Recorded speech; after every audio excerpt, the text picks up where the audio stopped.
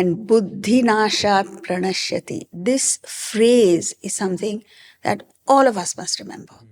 When the intellect goes, you perish. Because we as human beings are what we are. We have gained supremacy over the world and other species and all that because of the intellect.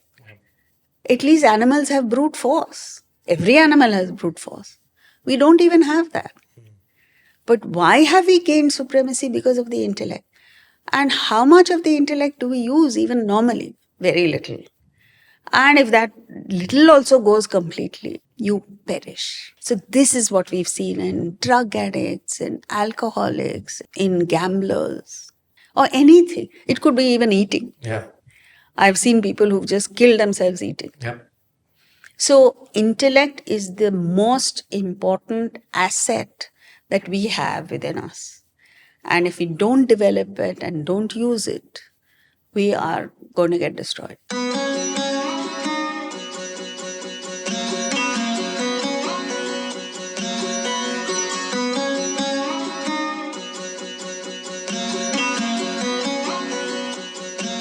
Namaste and welcome to episode 14 of our show on the Bhagavad Gita with Srimati Jaya Rao.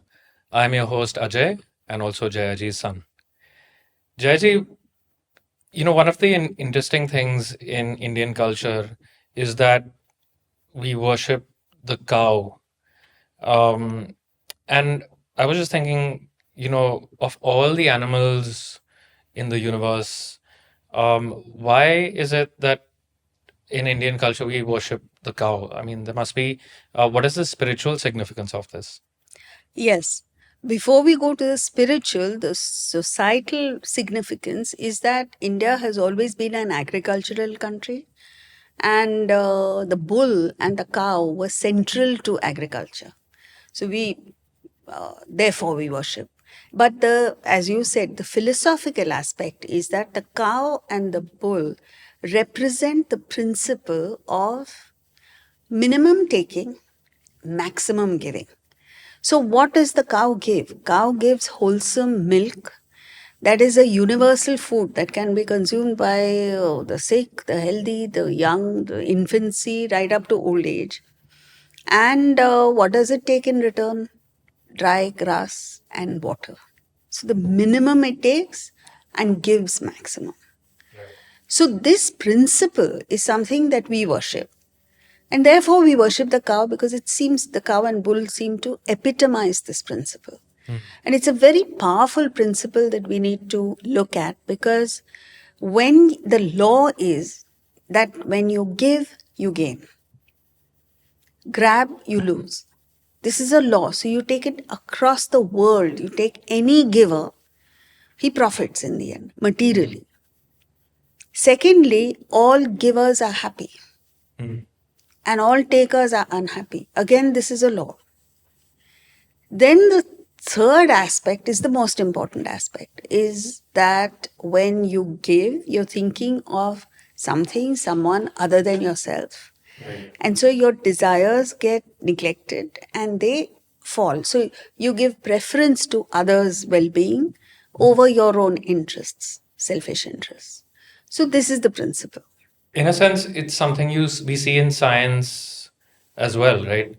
In physics, why is a certain object blue, or why is for example, on my shirt, why is it blue? Is because from the spectrum of colors, it absorbs everything except the blue, but yet it appears blue, right? You say it's blue. Yeah, we say it's blue, but actually it's the one color that it hasn't taken. It's the one color that it gives. So Yeah. what you give, you retain. Yeah. And you see it, I think, this principle of the giver benefiting in every way, materially, in a sense of happiness, emotionally, or even spiritually. In life, people we come across, we've spoken of Sudama so many times on the show. And it's not just in mythology, but also the people that we come across in daily life, right? Those who are givers, there's a sense of peace. They have an aura of peace, of calm, of happiness.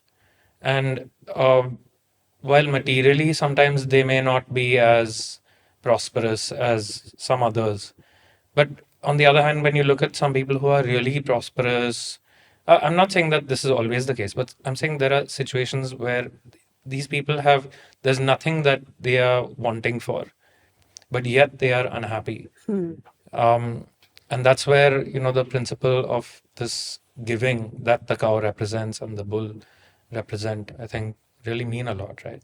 Also, there is no end to material acquisition. Mm. As we were discussing before the show, Yeah. how much do you need to get to the real top materially? Even those people who have that still want more money. They don't want happiness and other, I mean, they may want, but they're working for more money. So they don't think beyond this, all my wealth is just a figure. It's in fact, it's zeros. So that perspective, if you have, that even when you get to the top, you will still be wanting. If wherever you are, you think about it and you say, why then go for it? Yeah. Why can't I achieve happiness here and now in another way, pursuing a different path, maybe? Yeah. But in life, like different people have different thresholds of what enough means, right? How do we know when we've hit that enough figure? Or, I mean, like materially. It Um, depends on your spiritual level. hmm, So you see, what the law is that your material level of development is inversely proportional to your spiritual level. So, in other words, at a low level of spiritual development, you need more of the world. You need more material things to just keep you balanced. But as you grow spiritually, you need less of the world. So, in other words, let's say you're at 70% development, you need only 30% of the world. You're quite happy to live in a one bedroom apartment, run around in local trains and buses, but you're happy. yeah. Now, however, at 70% development, you have the inner merit which draws the assets of the world towards you. So you might then have a 5 bedroom mansion, you might be in luxury. Yep. You don't need it, but you get it. And that's the way to go. So if you just focus on developing merit within, the assets of the world will come to you. And this you see, like cricketers. Now, cricketers who are in the IPL are earning crores. Right, yeah. Why? Because they have the merit. So if you develop spiritual merit, it becomes even more so. And the material gain is actually, it's not what you're looking for. When you develop spiritually, you are doing things for their own sake at some level or for a higher purpose. But the fact is that the material objects almost come to you Yes. in those situations. Unasked for, unsolicited. And then you live out of a space of abundance, right? And I then think what do that's- you do with what excess you have You is give. share, right? Yeah. There's also the story, coming back to the what the cow stands for in Indian culture. There's also the story of Kamdhenu, which is the cow that uh, fulfilled your wishes, everyone's wishes. So can you touch upon that story? Yes. See, the third chapter of the Gita, which is on Karma Yoga, in the 10th verse, it says, Sahayajna prajasruštva purovacha prajapatihi anena prasavishyadvam eshavos tvishta kamadho, which means if you work in a spirit of yajna, means service and sacrifice for a higher ideal, then what happens? Kamadhenu blesses you with whatever you want. Means Kamadhenu, as you rightly said, is a mythological cow which belonged to the sage Vasisht and has the capacity to fulfill all your wishes. So he says, all you have to do is work in a spirit of sacrifice and Kamadhenu will bless you with all fulfillment. Now you don't have to go looking for Kamadhenu. In this verse, he says, Yajna itself is Kamadhenu. And we see this. Anyone who works in a spirit of giving gets far more than what they've aspired for. It must be heartfelt. Within you, you must give out of the conviction that I must give. This must be done. This is what the Bhagavad Gita says in the 17th chapter when it describes sattva. A sattvic person does things for others because he has the conviction that this must be done. So if it comes from a deep rooted intention, then it has miraculous results. I think the concept of Kamadhenu and the spirit of Yajna is something that all of us can take into our daily lives. And it's a good way for us to now resume rather, our study of the Gita. Shall we begin with the invocation now? Sure. Om Sahanavavatu Sahanau Bhunaktu Sahaviryam Tejasvinavadhitamastu ma vidvishavahai. Om Shanti Shanti Shanti. So we are in chapter 2, verse 61. And Lord Krishna says, restraining them all, one should sit absorbed in me, the highest. One whose senses are under control is indeed steadfast in wisdom. See, this portion, it describes a sthita prajna, a person who has reached the state of enlightenment. So, here he's talking about meditation. And he gives the qualification, not just here, throughout the Gita. Whenever he speaks of meditation, he qualifies it by saying, you must control the senses. So he begins the verse by saying, Tani sarvani sanyamya, having controlled them all, means this your sense contact, your sense organs. Then sit in meditation. Why is it so important? Because the mind must be available to you, right? To meditate. If the mind, let's say right now, our mind is going all over the place, and we have observed that over the generations, concentration spans have reduced alarmingly. So, why is this happening? Because too many desires. And the mind rushes out to objects of desire. So, if you want to meditate, what is meditation?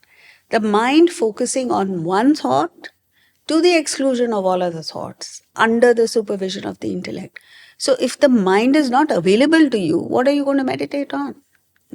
So, he's highlighting the importance of sense control prior to meditation.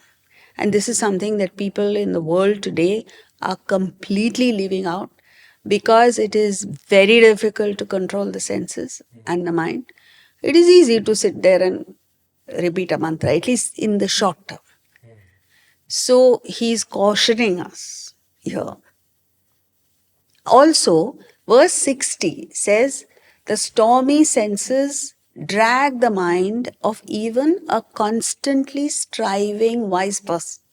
So he's highlighting the strength of the enemy in the sense, the senses. And then now he says, control, means 61 to 66. He deviates a little bit to highlight the importance of the intellect. Because otherwise you'll say, okay, the mind then drags the intellect away. You don't understand what the implications are. So then in 67, he connects back with 60 and says, that mind that has been dragged by the senses now takes the intellect away. So 61 to 66 is on the importance of the intellect. But do we need to necessarily see the senses as an enemy? Are the senses not there to be enjoyed under the supervision of the intellect? That's fine. But why must we like kind of restrain or suppress? Uh, shouldn't it be a natural interaction? Yes, you're right. I'm glad you brought this up because when we say sense control, we interpret it as sense denial. Yeah. It's not that. Hmm. It is just regaining mastery over that experience. Okay. So you see, any sense enjoyment, your favorite food, for instance, if you like pizza, by the time you have the second bite, you have lost control. The pizza determines how much of you to have rather than your deciding. Yeah. So, all that Sometimes. sense control means is you regain the mastery over that experience. You call the shots, not the object of desire. So, then you can, there is no limit. You can eat as much as you want. Your contact with sense objects can be as much as they want. This is the significance of the story of Krishna and Durvasa. Okay. Durvasa is reputed to be an eternal faster, Nitya Upavasi. Yeah. But he ate large quantities of food. Now, how do you explain that? Because his mind was on the highest, on Atman. He was a realized soul. So it didn't matter what he did. It's like you have grown into an adult now. It doesn't matter for how long you play with marbles, for instance, or any child, any game of a child. Yeah. You have access to it, you can play, but you never lose control over it. Similarly, Krishna was defined as a Nitya Brahmachari, means eternal celibate. He's reputed to have had 16,000 wives. Yeah. How does that match? So the story itself sparks our thinking. Now, moving on to verses 62 and 63. In verse 62, Lord Krishna says, pondering over objects, one gets attached to them. Attachment breeds desire, and from desire, anger is born. In verse 63, he says, anger leads to delusion. From delusion, memory gets clouded. From clouding of memory, the intellect gets destroyed. And when the intellect goes, one is ruined. So, do you want to take each of the verses by themselves, or? No, this is together. Okay. So 62 and 63 describe what happens when the intellect is not functioning. And how does the downfall start? It starts with the first thought. You know, like for instance, I travel the world over. And everywhere I go, they have fancy cars, they have, luxury items. So a few years ago, I went to San Francisco and my host had just bought a 7-seater luxury top of the line Tesla car. Okay. And she herself was excited about it. So she showed me the various features and, technology and things like that. And every day she would take me to the lectures in that car. Now, it's not criminal to like a car. So when I sit in it, I can say, lovely car, Yep. beautiful car. Nothing wrong with that. But if I keep investing in it and I say, nice car, nice car, nice car, what happens? I get attached to that car. And then when I'm taken in a ordinary Honda, I'm not happy. And the desire comes. Attachment leads to desire. So then I say, I want the car. Now what happens? My entire life's mission gets thrown out of the window. And it shifts to buying the Tesla. And then I'm looking at customs duty and how do I import. You just go off at a tangent. And then if something comes in the way, like suppose I don't have enough, I certainly don't have money to buy that car, but or the customs people ban it or whatever, then I get angry because anger comes when a desire is obstructed, like a thought flow is going from me towards the car and there is an obstruction. So the thought flow gets deflected towards the obstruction as anger. Then when you are really in rage, krodhat bhavati sammoha, you get deluded, You just lose track of reality and say and do things that that take you downhill. Delusion leads to loss of memory. Like, let's say a son gets angry with the father because he has denied him certain things. He says and does he says things to the father that no son should ever say. And he does things, like say walk out of the house or whatever. Or the father gets angry and takes steps which he wouldn't do otherwise. Now, with loss of memory, the intellect stops functioning because the intellect functions on memory, right? Yeah. On the data that you have. And buddhi nashat pranashyati. This phrase is something that all of us must remember. When the intellect goes, you perish. Because we as human beings are what we are. We have gained supremacy over the world and other species and all that because of the intellect. At least animals have brute force. Every animal has brute force. We don't even have that.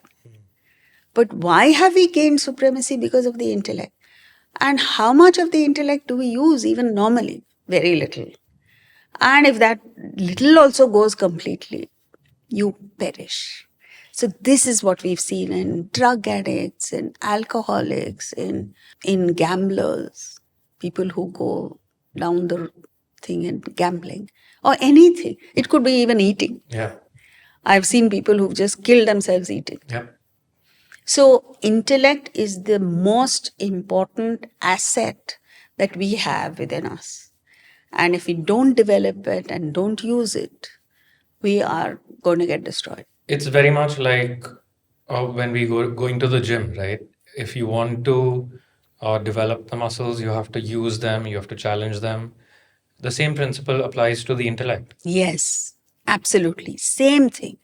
First step is to use your existing intellect. Next step is to constantly develop it. How? Yeah. Exercise. And what is the intellectual exercise? Thinking. We have become a generation of non-thinkers. We do things just because others are doing. And now though it's become social media. Yep, it's crazy. So there is no basis on which you're following anybody. Except numbers. Yep. Moving on to verse 64, Lord Krishna says, "But the self restrained one who has gained self mastery becomes serene. Free from attraction and aversion, such a one moves amidst the senses, controlling them." This is a fabulous verse which every young person should follow because we've been speaking of self-control over the last few verses. Now, the natural question is, what is self-control? What is sense control? How do you exercise it? So, verse 64 is what we refer to as Formula 64. Okay. It gives two methods by which you can exercise self-control. And what is important here is, nowhere does it put a limit to how much you can have. Yep. So the first thing is raga, dvesha, viyukta, means disconnected from existing likes and dislikes. We are all born with likes and dislikes. During our lifetime, we accumulate more. It's like a tea picker. The basket keeps getting heavier and heavier with likes and dislikes. And thereafter, they become the driving force that determine your course of action or of your life. Now, the problem with likes and dislikes is what you like need not be in your interest. And what you dislike may be in your interest. Yep. So, all that we have to do is scan the likes and dislikes with the intellect. Just pass the like and dislike with the intellect.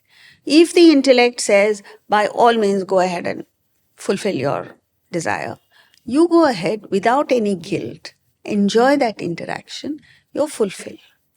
But if for any reason the intellect says, no, it is not in your interest, then you must follow it.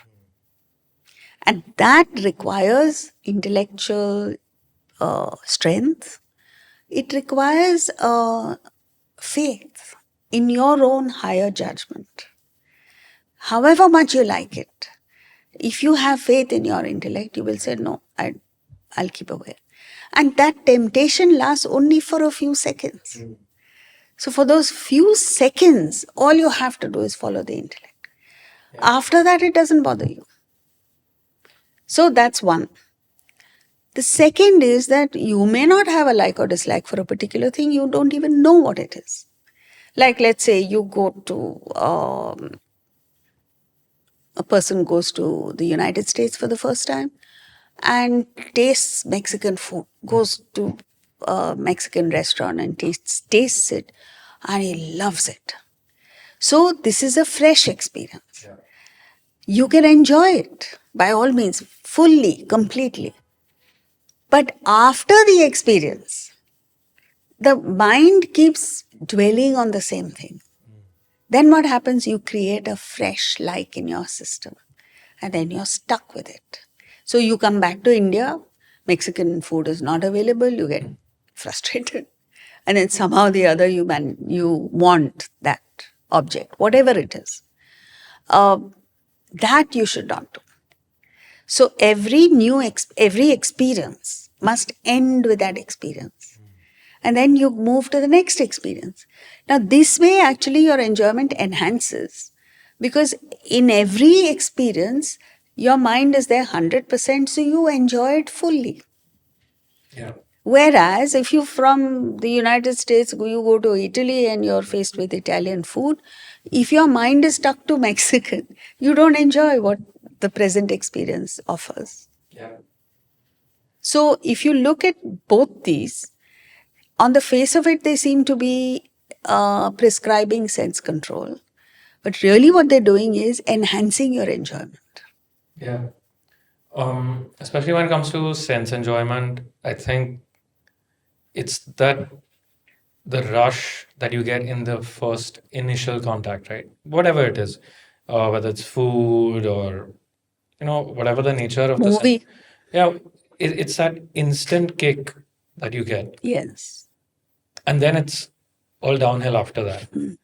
Whereas self restraint is like painful when you have to do it in the moment, right? There's this fantastic dessert that you wanted and you've been craving for a long time, and then it's like 9 p.m.